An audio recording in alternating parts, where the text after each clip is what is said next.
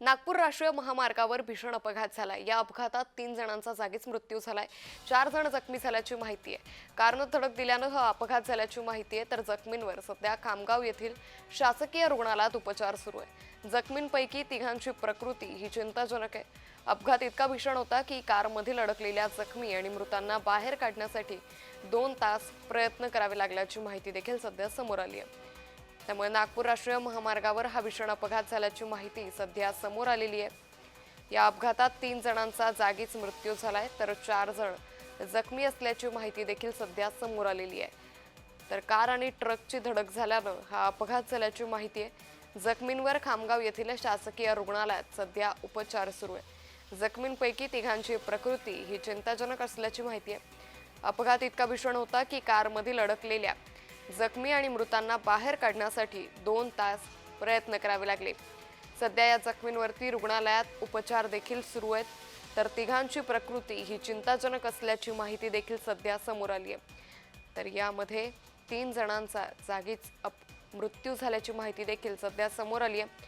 नागपूर राष्ट्रीय महामार्गावर हा भीषण अपघात झालाय। कार आणि ट्रकची धडक झाल्यामुळे हा अपघात झाल्याची माहिती आहे। या संदर्भात अधिक माहिती घेऊयात आमचे प्रतिनिधी प्रफुल्ल खंदारे यांच्याकडून। प्रफुल्ल, नागपूर राष्ट्रीय महामार्गावर भीषण अपघात झालाय, जखमींची प्रकृती सध्या कशी आहे? अंकिता, रात्री 2 वाजता मुंबई नागपूर राष्ट्रीय महामार्ग क्रमांक 53 आहे बुलढाणा जिल्ह्यातील नांदुरा शहरामध्ये बायपास जवळ हा मोठा भीषण अपघात झालेला आहे।